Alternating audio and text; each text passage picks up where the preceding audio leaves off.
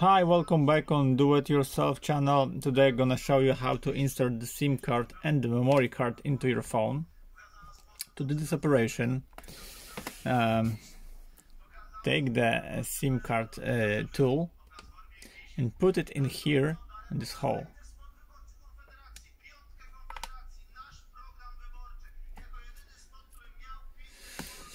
And here you have a place into your SIM card. This is the SIM 1 here and SIM 2 here, and put it into your phone.